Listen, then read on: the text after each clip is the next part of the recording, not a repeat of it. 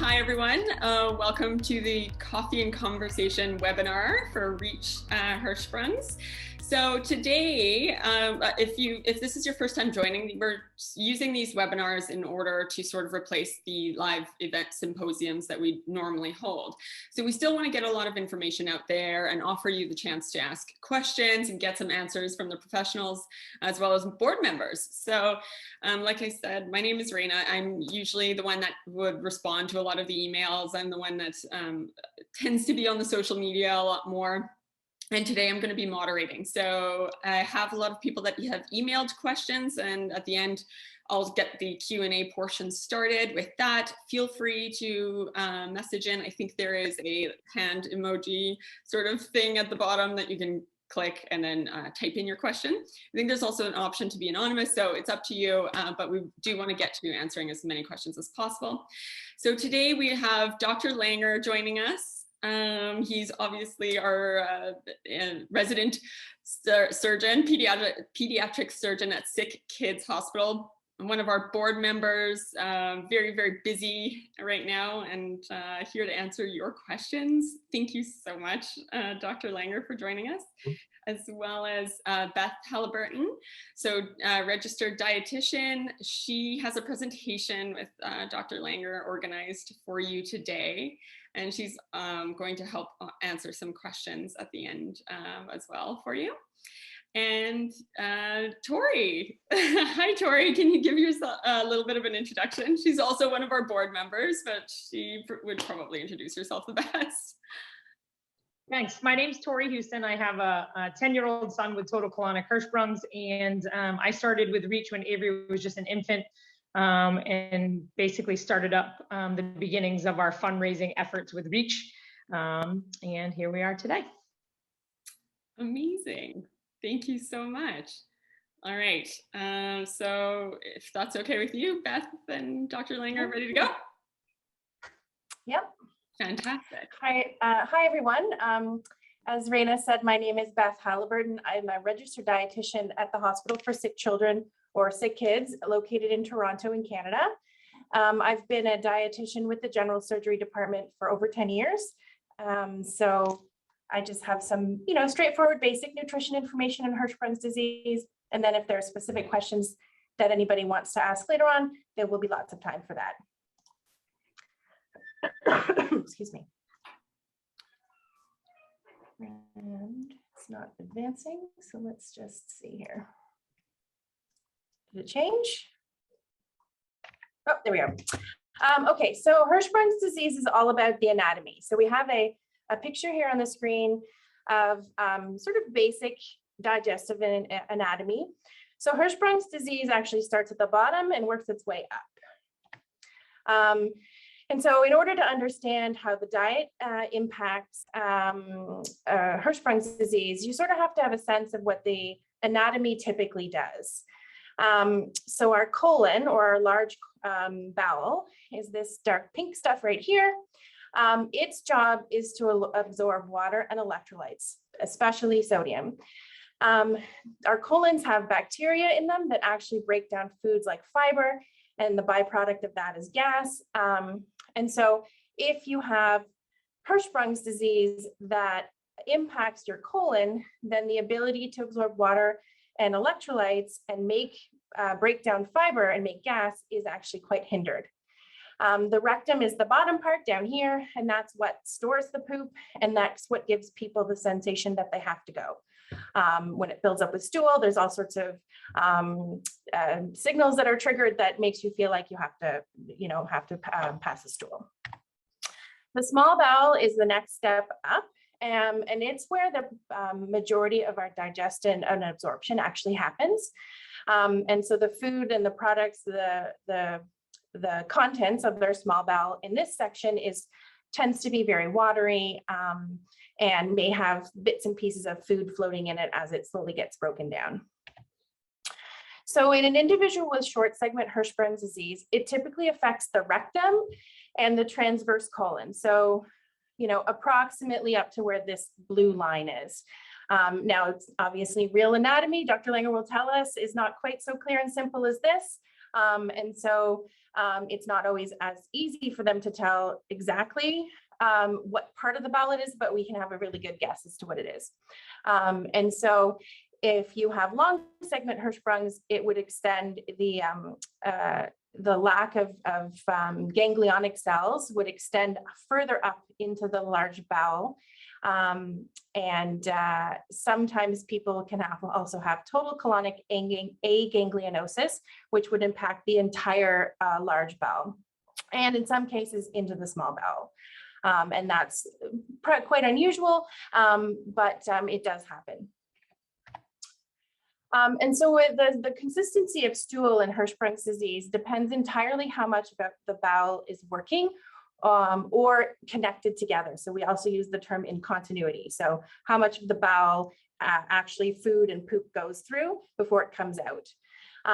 So if an individual has most of their colon in use, so for example, in like short segment Hirschsprungs, the goal is to have about 1 to 2 soft peanut butter-like stools every day. And then the other important thing is we actually want to be able to empty out all of the stool that's in the bowels at that time. If there's insufficient emptying, then that's where we can have a lot more discomfort and bloating. So our main goal for dietary management is actually help all the stool to come out. If an individual has little or no colon, then your stool is actually going to be a lot more watery, because the small bowel doesn't absorb water as well as the large bowel would. And if you don't have the large bowel, then there's no easy way for your body to absorb that liquid. So it's just going to come out as very liquidy stool at that point. So the nutrition comes into play because the foods that you eat can actually impact the texture of the stool that comes out, regardless of the anatomy. Obviously, if you have a larger length of bowel that's functioning, then you'll have much more impact with dietary changes than you would if you had only a short bowel segment, a short amount of colon available for digestion. However, there is still some degree of assistance that diet changes can make. So we can help to improve stool texture and help with emptying, as well as to reduce any gas or bloating. Now, we may never get normal stool or quote unquote normal stool, but we can improve the consistency that a person may have at baseline. And so the diet principles is generally eating foods that are high in fiber and low in sugar. And I'll get into the details of that shortly. The other principle is to eat regular meals and snacks. So our bowels function when there's food there. And so if you eat something, your bowels will start to work fairly quickly. So if somebody is eating infrequently and then all of a sudden has a really large meal, then they potentially could have a lot of stool and have difficulty controlling that. If they have a stoma bag, maybe the bag's going to be a higher risk of leaking. So eating small, regular meals throughout the day can just help to control and have regular bowel movements or more control over what's coming out. And then the other theory that I like to recommend to families is to eat constipating food in combination with non-constipating food. Kids in particular, are maybe prefer to choose foods that are a little bit higher in sugar, whether it's, lots of fruits or whether it's junk food. I don't like to tell kids that they can't eat foods at all, certain foods at all. But what I do tell families is to say, give your kids something that's maybe higher in sugar, but in combination with something that's really high in fiber to help counteract the impact of the high sugar foods. So that's where the eating constipating food with non-constipating food together can sometimes be helpful. So in terms of infants, we'll start there. Nutrition is very similar to babies without Hirschsprung's disease, exclusive breast milk or formula until about 4 or 6 months of age. And then we suggest regular standard solid food introduction at that point. So there's no need to delay introduction of solids or start them sooner. The only recommendation is to look at the food choices that you're providing the infant and just making sure you're continuing, you're starting out with the high fiber, low sugar sort of philosophy from the beginning. Now, standard infant solid food introduction generally follows that principle for all babies. So you're typically starting with an iron containing food like a fortified baby cereal or pureed meats. And those naturally are higher in fiber. The cereal is higher in fiber, but both are low in sugar. But then as you progress into other food groups, then maybe you would start with some vegetables instead of going right to like an applesauce or something like that, because the applesauce would be higher in sugar than something like green beans. So the theory and the principles about when and how frequently to start new foods is the same. It's just making sure you're picking the right foods when you start the foods. And so, for example, from a baby cereal perspective, going with something like a brown rice cereal or an oatmeal versus a white rice cereal might be a better option because the fiber is a little bit higher in those foods. The other theory and the other philosophy that dietitians like for all kids is making the right food choices from the beginning. Generally helps for long-term diet success or healthy eating success for anybody. So any kid, we suggest starting with really healthy food choices to help sort of establish that early. This is especially important with kids with Hirschsprung's because if you don't start off with the right food choices from the beginning, then if you end up having problems, getting a child to change their diet when they're older is a lot harder. Especially if they're particular about the foods that they like to take. So we do have some resources available online, and these are accessible to anybody. They're publicly available. So even though it's from our Canadian website, you can certainly access it from anywhere in the world. So this website's called About Kids Health. So it's aboutkidshealth.ca. And so this is a handout specifically designed for Hirschsprung's disease and dietary management that we put together a few years ago. This is kind of just like a screenshot of the sort of the beginning of the handout. So feel free to download that and reference it as much as you'd like. In it, there will be some details about sort of food groups as to what are better food choices and less good food choices, we'll say. So the high fiber foods that we recommend that kids with Hirschsprung's follow, just as I said before, helps to manage the stool consistency and the ability of them to empty the stool from their body. And so this would be choosing foods that are whole grains like brown bread, brown rice, and lots of fruits and vegetables. Now, if it's an older child and they haven't typically follow a high fiber diet previously, we do recommend introducing fiber slowly, as it can potentially cause gas and bloating if you eat too much all at once. And so, over a couple of weeks, you would slowly increase the amount of fiber that the kid is eating each day in hopes that you minimize the gas and discomfort that they may experience. And then, of course, drinking lots of water to help with the fiber digestion or the fiber movement through the bowels is really important. So there are two types of fiber in the food that we eat. One is called soluble fiber, and this is the fiber that actually makes poop sticky. And so this is a really helpful type of fiber to use when stool is really watery. So if you have longer segment Hirschsprung's or total colonic Hirschsprung's, whether you have an ileostomy or a high output stoma, or you've been connected and the child's pooping out of their bum, if they're having really watery stool, increasing soluble fiber intake will really be helpful. I have a couple of teenagers who don't have Hirschsprung's, but have other disorders where they've lost their colons, and they find that having oatmeal or a homemade sort of oatmeal muffin for breakfast really helps them throughout the day when they go to school, so they don't have urgency or accidents. So I found that very, very helpful in a lot of kids. The other type of fiber is what we would typically call roughage, but it's also known as insoluble fiber.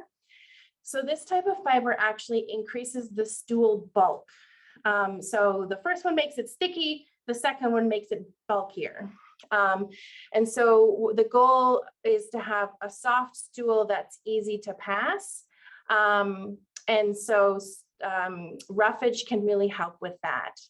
And in kids who have a difficult time controlling when they need to stool when they're a little bit older, sometimes increasing the roughage or the insoluble fiber can just help give a better sensation when there's stool in their rectum or at the anus that they needs to come out. So if you have a bulkier stool, you can have a little bit more of a sensation that indicates that you actually need to go to the bathroom, as opposed to maybe having some accidents or some spillage without being able to reach the bathroom. Now, of course, the difficult thing is if you have an ostomy, which is where the stool is coming out of an opening in the skin, roughage is generally recommended. Like, we avoid roughage in that situation because we don't actually want the roughage to block the stoma, especially if it's a brand new stoma. So sometimes we've had things like, bits of corn or celery strings have gotten stuck. We've had one kid who had dried mushrooms that weren't reconstituted well enough, and it caused a little blockage at the level of their skin. So in that case, it's kind of roughage, but it was just inadequately rehydrated dried food. And I think we had that same situation with a dried chickpea. It wasn't dry, it wasn't made soft enough, and it got stuck. So, those kind of things do happen in real life. Oh, I think I went the wrong way. So we also have a fiber handout available on the same website. It goes through a little bit more detail about high fiber, low fiber, soluble, insoluble type food choices. So then becomes the low sugar side of things. So sugar can actually contribute quite a bit to gas and bloating and diarrhea.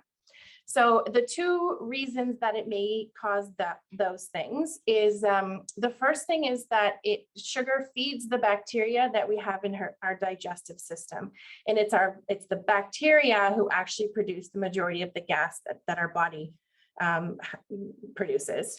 And so if you have this bacteria that's all you're doing is feeding it sugar, all it's doing is making gas, and it can cause a lot of abdominal distension.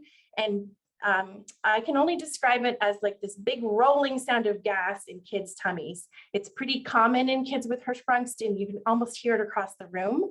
And it's just the gas that has built up in the, it's not like they're passing gas, so you can hear it, but you can actually hear it rumbling around in their stomachs.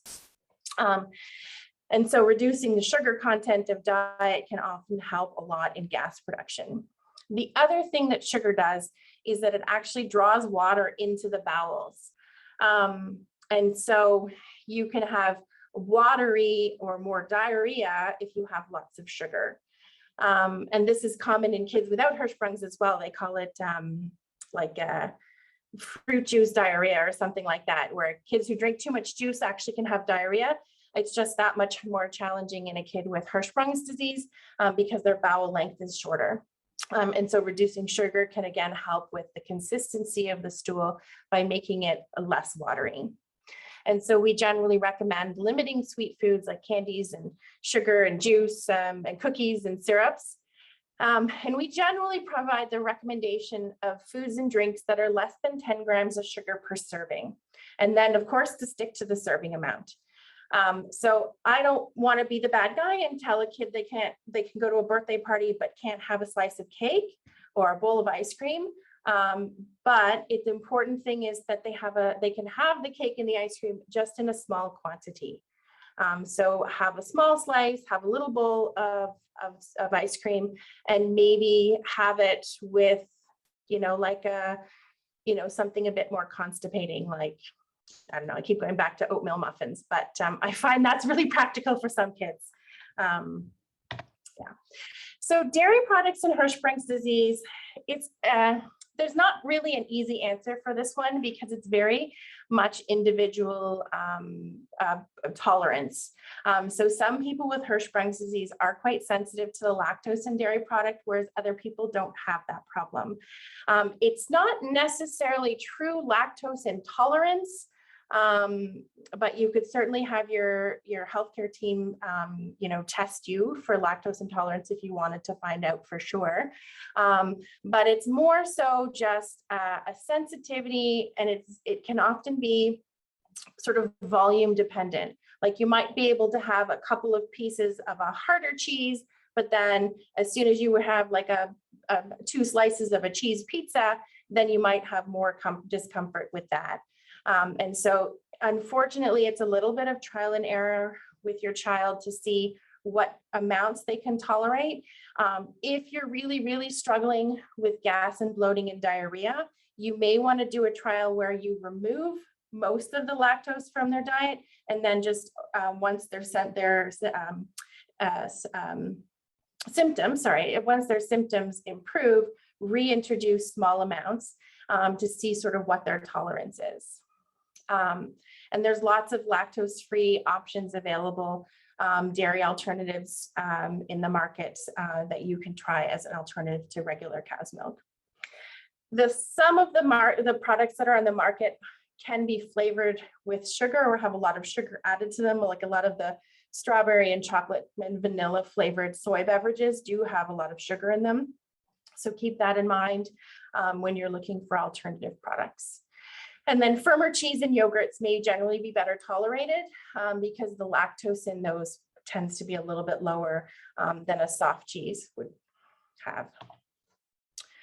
So for the individuals who have total colonic aganglionosis, so really, really long segment where the entire colon is impacted, these people, these kids, our experience as sick kids is we tend to have them keep an ileostomy for quite a long time and consider reversing the ileostomy when they're around, just before, after they're potty trained, maybe before school.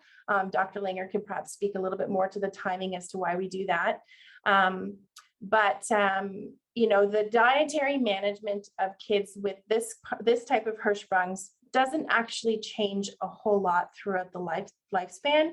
And so you're generally concerned about high output volumes, whether it's out from the stoma when they have a stoma, or once the stoma has been closed, you'll have the similar stool consistency coming out the bottom end. It can be really high in volume and very, very watery. When the stomas are closed, it often can result in very horrible diaper rash because one, the baby or the child's skin isn't used to having stool against it. And two, the stool composition can be really irritating to the tender skin of a kid's bum. So in this particular condition or version of Hirschsprung's disease, having a diet that's really high in soluble fiber and low in sugar is especially important. It's a hard diet for kids to follow, especially in our Western society with the food choices kids tend to make, but it's a really, really important one for managing stool output. And we have a diet handout as well on About Kids Health that talks about ileostomy diets. I will give this handout to families even if they don't have an ileostomy, but do have most of the colon removed because the diet philosophy is the same. It's coming out the bottom instead of out of a hole in the side of their stomachs. So probiotics are really popular in the nutrition world these days and have been for a number of years. It comes up quite a bit with families wanting to know whether probiotics can be helpful for their kids with Hirschsprung's. There's been a lot of thought within the scientific community that maybe probiotics can be used to help prevent Hirschsprung's related enterocolitis. Unfortunately, the science and the studies that have come out haven't really been able to prove either way, whether it's helpful or not. Some families that we follow here do find that probiotics can be quite helpful in maybe not necessarily preventing enterocolitis, but improving some of the GI symptoms that their child has. But other kids and other families have tried them and found that it's made no difference. And so certainly our philosophy is if families want to try, then we're more than willing to support them in that. And your medical team should be able to make some recommendations around what type of probiotic to use. But if your medical team's not so keen on it, then there are certainly food sources of probiotics that are just foods that are naturally high in probiotics, and it would be anything that's fermented. So tempeh is a type of fermented tofu. Yogurt, kefir, miso, kimchi, and sauerkraut are examples of those. They're maybe not so common foods in most people's diets, but generally are fairly readily available at larger chain grocery stores. They tend to have a little bit more of a sour flavor, so sometimes kids aren't so keen on them, but you never know. There's lots of kids out there who do like to eat kimchi, so, give it a shot and see. Even if the probiotics of the foods like kimchi don't make any significant improvement to your child's symptoms, it's really healthy and good for you. So, it's a bit of a win-win situation there. So that's all I have specifically to talk about today. So I'm willing to answer any questions, and Dr. Langer's here to answer any of the medical questions that people may have. Amazing. Thank you so much. I learned a lot personally, and there are some rules and some tidbits that you offered that I think I'm going to start following. So thank you so much. Oh, that's the other thing, actually, I should say. The goal is to normalize dietary interventions for families. So, the last thing dietitians in general want is one kid in the family to be identified as different from the rest of the family. So a high fiber, low sugar diet is really the diet that all people should be following around the world. And so it's really all about making family changes in order to really get the people or the one individual in the household who has Hirschsprung's following the diet. It's not fair to say, oh, no, the rest of the family is eating this, but this is yours. It really ends up being the family choices and the family changes that are the most effective.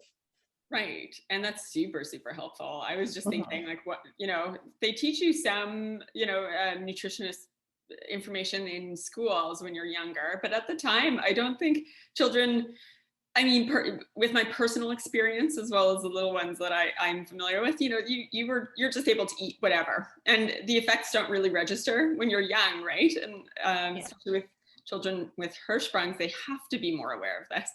But I was thinking it's kind of funny because I could even use a presentation like this in your 30s. Reduce gas, bloating, how to manage stool. It's fantastic. Very, very helpful. It's great. So like I said, for anyone who's observing or watching the presentation, feel free to ask any questions. There's the raise hand option or Q&A option below on the panel of the Zoom. But in the meantime, I'm going to start answering questions, if that's all right, or asking questions, if that's all right with you, from people who've emailed them previously. So I think that some of these might be a little bit of I think you have addressed them, but we'll just ask them anyways. So from Anne, which foods do you recommend to introduce to a 6-month-old short segment HD baby? Yeah, so as I said in the presentation, it's the same sort of philosophy about food choice introduction, the timing and frequency of food introduction, but it is about the choices and the food choices, as I mentioned, higher fiber foods to start with. Now, short segment Hirschsprung's, you may have a little bit more leeway because you don't have as much bowel affected. So you may find that the child has a bit more tolerance for maybe not quite as strict a diet following. But, we've all had patients who have short segment who have very difficult symptom management when they're older, and changing diet does make a big impact. So, starting early is always a good idea. Excellent. That's very good. All right. So following surgeries specifically, this is something that we constantly get asked about. What dietary restrictions should be implemented following a surgery for Hirschsprung's disease? And how does that differ from normal? I mean, I guess if they're talking about immediately after surgery, that's entirely up to the surgical team based on what type of surgery the kid had, you know, what the surgeon found when they were doing the operation, how long it takes for the bowel function to return after surgery.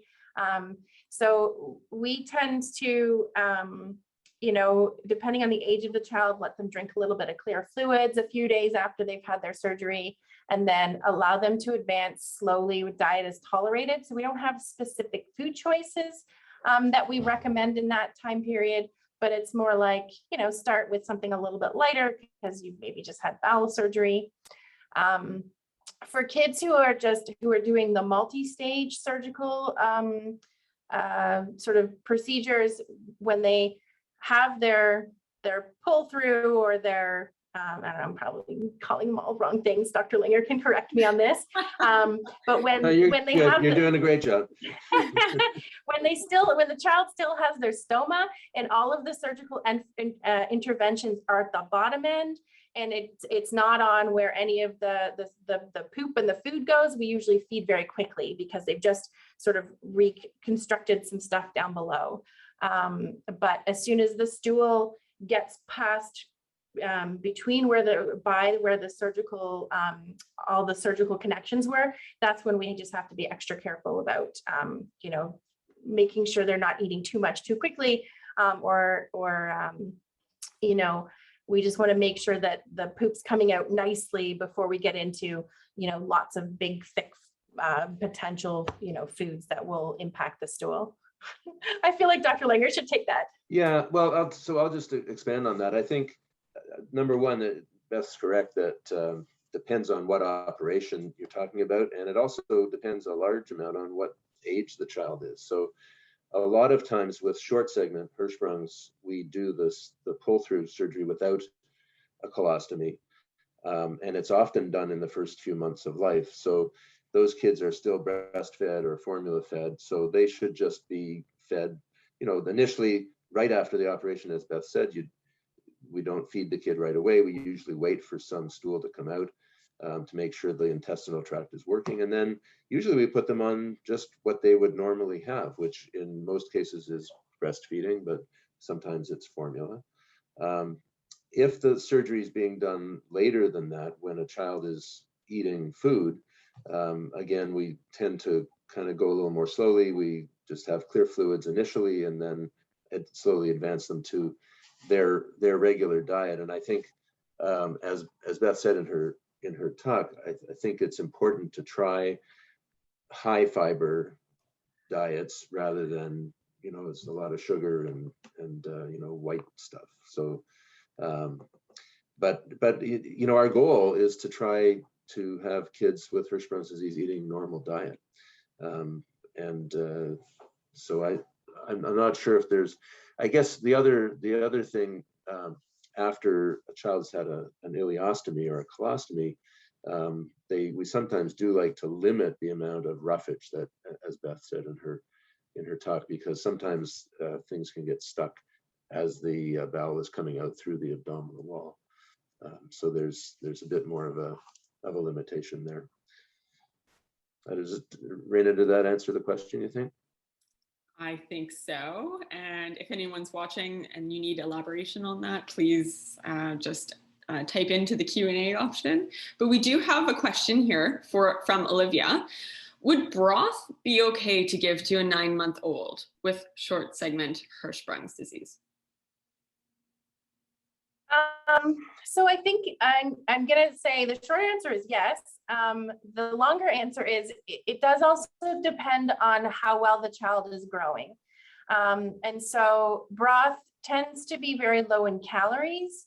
And so usually at 9 months of age, we still want food sources to have good calories in them. The kids are usually transitioning from breast milk and formula to foods. And so basically giving them a lot of broth is you're probably going to be filling up their stomach with something fairly low calorie. Now, if you're giving them, you know, a really hearty soup and they're getting broth mixed in with the soup as well as chunks of, you know, protein foods and vegetables and starchy foods, that's totally fine. But if you're thinking just to give the child broth by itself, it's probably not recommended for any 9-month-old, primarily because it's like water with a little flavoring in it. So it's just non-calories. All right, perfect. Okay, so go on to the next one. Can I just, while you're, I mean, this is not exactly the answer to the question that was asked, but I just wanted to take the opportunity about the caloric content, the number of calories in the things we give our kids. And one of the things that I've experienced is parents who don't want to give their kids regular milk because they're worried about lactose intolerance or the milk gives them gas. And Beth can also comment on this, I think, but there are other things that are called milk, like almond milk or cashew milk or that kind of thing, that really aren't milk and don't have the caloric content that milk should have. Soy milk, I think, is a different thing. Soy milk is probably the best substitute for regular milk, but be careful about those other kinds of milks because they're not giving the kids enough calories, even though they're called milk, they're not really milk. Yeah, that's very true.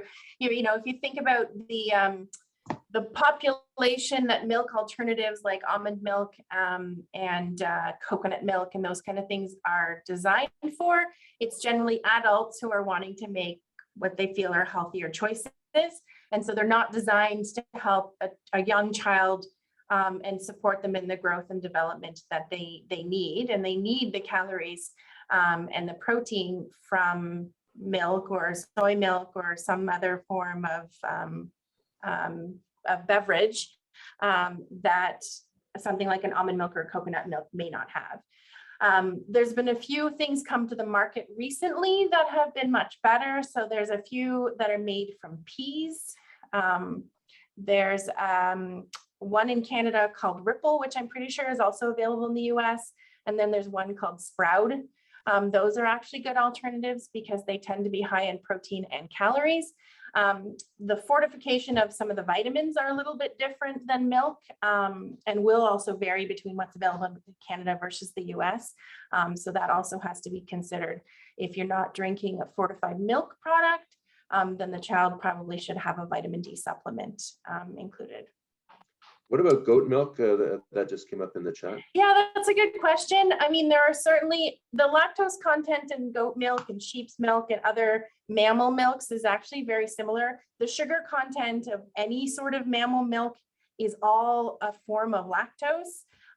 But if somebody it's as I said before, it's very much individualized. If you can tolerate a cup of goat milk but can't tolerate a cup of cow's milk, great, drink the goat milk, as long as you make sure that it's fortified or the child's having another source of vitamin D. You know, calorie wise, it's very similar to cow's milk. So from that perspective, sure. Fantastic. Okay, so I have another question from Val. What are the best foods to feed a short segment Hirschsprung's child on a high dose of senna who's having mucus stools? High dose senna, is that what you said? Yeah. I mean, I guess is the senna to help empty the bowels, or like what you know, is the high dose senna something they're on constantly or just intermittently just to help clear things out? So I guess it doesn't really say, but okay. with a mucus stool. In general, kids who are on high dose senna are on high dose senna because they're having trouble emptying, and there's lots of different reasons why a kid with Hirschsprung's can have trouble emptying. But in general, the goal is to try to make the passage of stool as easy for the child as possible. And so that requires kind of bulking and softening of the stool. So I think the key thing is high fiber, and the insoluble fiber. Beth may disagree. I know I have this conversation frequently with dietitians in general, but I think the insoluble fibers like natural wheat bran are very effective at bulking up the stool and making them more comfortable to pass. So that's what I would suggest. Yeah, I definitely agree with the natural wheat bran. That's a great thing to add in. Sometimes things like ground flax can be really good because it's like just an alternative to the wheat bran. It tends to be a little bit more granular, so sometimes kids can notice it when you add it to foods. The other thing I would say is also drinking enough fluids. I think if there's not enough fluids, that's just going to make emptying that much harder. Perfect. Okay. So that seems to have answered that. She followed up with it was used constantly to help empty. So that was helpful. Thanks, Val. All right. So another question. All right. So I had another one earlier that said recommendations for a 3-year-old son who is incontinent with a loose stool. So that goes back to one of your previous slides with like primarily roughage. Was that it? And I would say less sugar.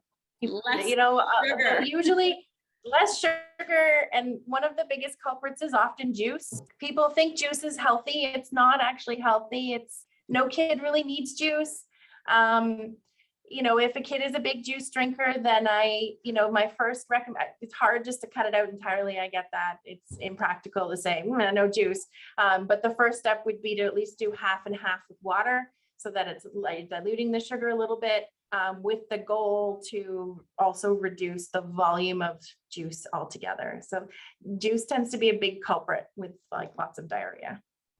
The other thing I think that's important with children who have soiling, especially if their stools are relatively loose, sometimes the problem is hypermotility.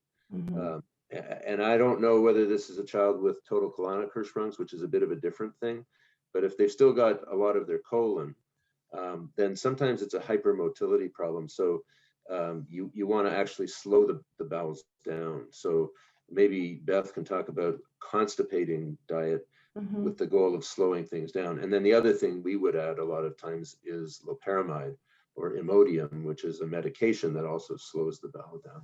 But the first step is figure out why the child is soiling and whether it is a hypermotility problem or whether it's a problem where the stool is just building up in the rectum and just kind of coming out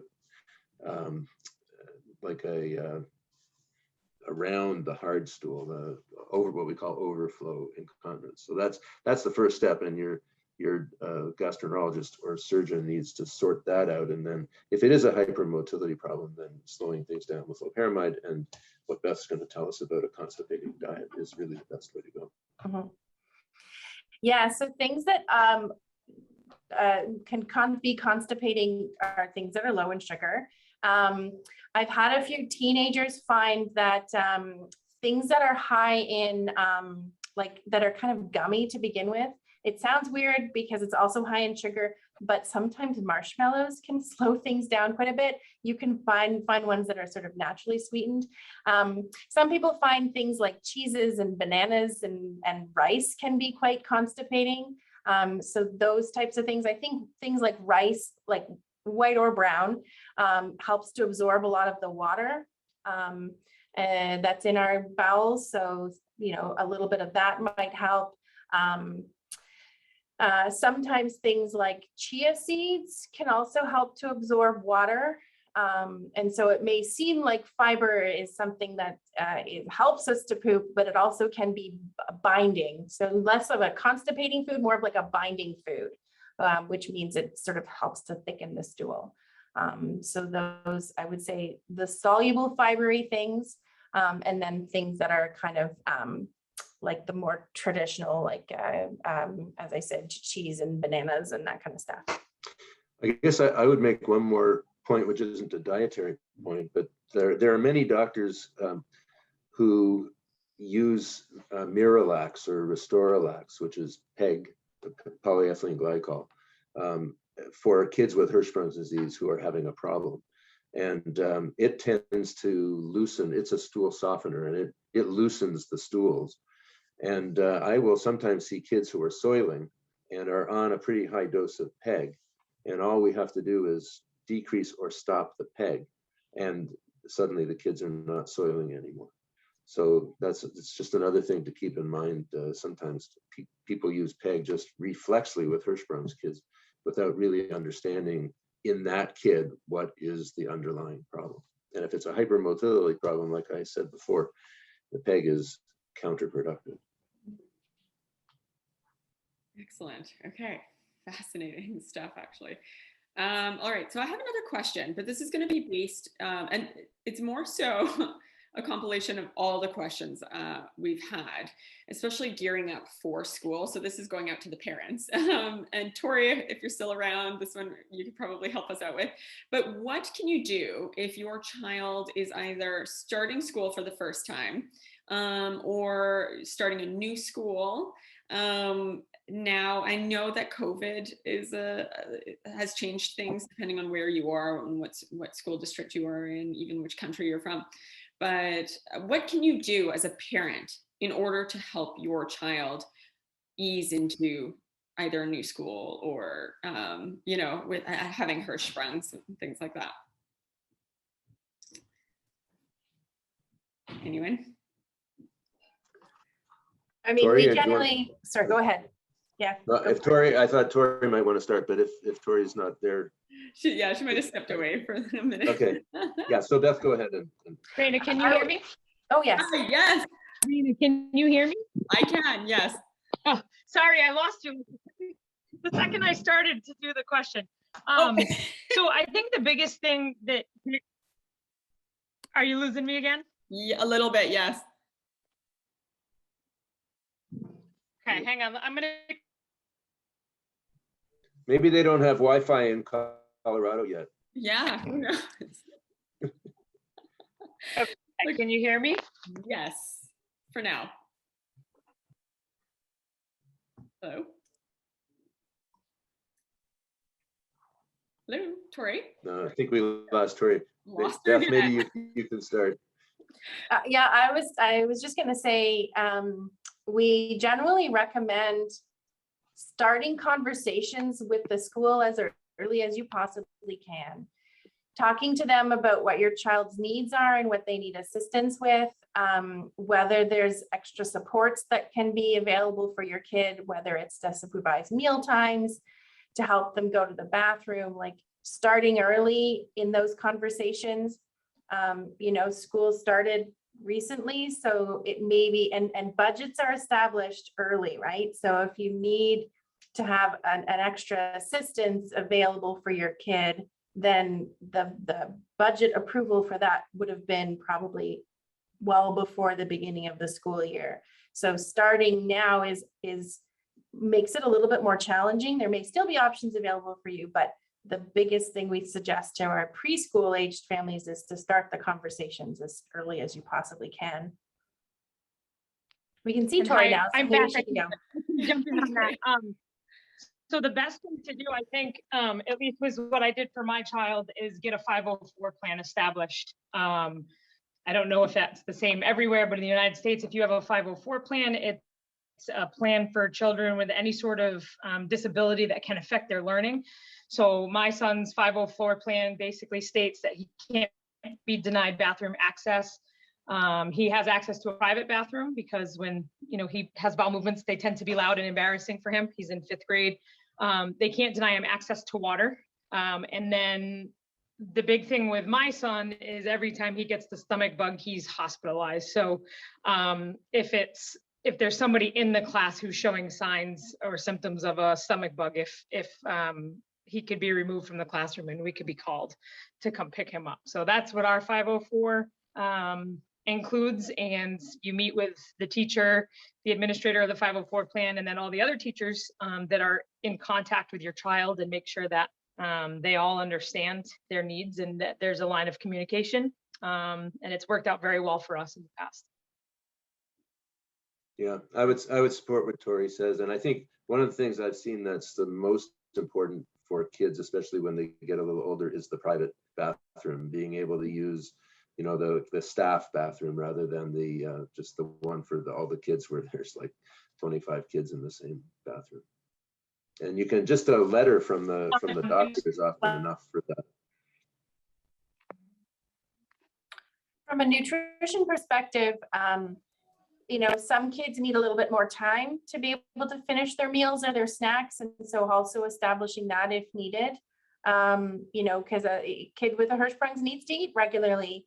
And so if they have a 10-minute break in the morning or, you know, a 20-minute nutrition break twice a day, that may not be enough for them. So they may need to have an opportunity to have another nutrition break or a little bit longer time. I think most schools are allowing water at the desk, or at least they are in Canada. I don't know about in the US.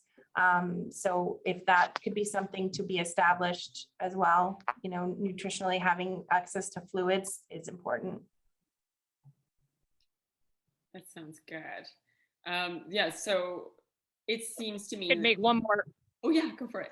Sorry. If I can make one more comment on that about the private bathroom. So Avery just started school last week, and it was a new school, and he was shown the nurse's bathroom, but couldn't remember where it was because now he's in a bigger middle school, and he was holding it throughout the day. And don't forget, he has, you know, total colonic, so he probably goes about 7 times a day. And he had issues with constipation last week because he was holding it. So it's really important that the kids feel comfortable to be able to go to the bathroom and know where they're supposed to go to the bathroom. Excellent. That's very, very helpful. I think a lot of people just feel with the disease in particular, you know, it's kind of, you're going through it blindly. And I think any advice and especially any insight from being that far ahead, you know, with Avery being that much older, we have a lot of people whose children are just starting or still at, you know, this infant stage. So that's very, very helpful to hear. And it's an especially hard thing to talk about because pooping in general is very private. And so nobody wants to talk about it. And, you know, parents feel awkward talking to teachers and administrators, and nobody really wants to hear it. And you think, your kid just has bowel issues, and they don't really appreciate how important it is. So unfortunately, you just have to be embarrassed, but keep on powering through those conversations and have them frequently. We actually make Avery be part of his 504 meeting because he needs to be an advocate for himself, especially as he gets older. Oh, that's a good tip as well. That's actually really, really good idea. I like that.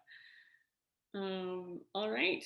So any last comments or questions from anyone at all? Go ahead. But other than that, that's all I have for today. Anything else, Dr. Langer, that you wanted to add? Oh, sorry. No. Oh, just a thank you. This has been very helpful from Anne. And this is, we have recorded this, right? And it'll be posted bet. on the website, right? Yes. Yeah. So I guess I would say anybody that's watching this after the fact, feel free to send additional questions to Raina, and she can contact Beth and I and get them answered. Absolutely. So whether that's through social media or email, head to our website as well. That's where the video will be posted. I'm hoping, it depends on uploading time, but I'm hoping to get that by end of day. Please share it. I find that it's a lot of very helpful information. And I'm, you know, honestly, I've learned a lot from this session. So hopefully that was able to answer a lot of your questions and help you out moving forward with their little ones or guiding the disease at all. So on that note, I wanted to thank all of the panelists. Thank you, Dr. Langer. Thank you, Beth. Thank you, Tori, for attending. Really, really appreciated it. You're welcome. I just want to tell all the parents out there, people who have really young kids, it does get easier, I promise. Yay. Good message. Good message. Good, hopeful message. All right. Have a good day, everybody. Thank you. You as well. Bye, everyone.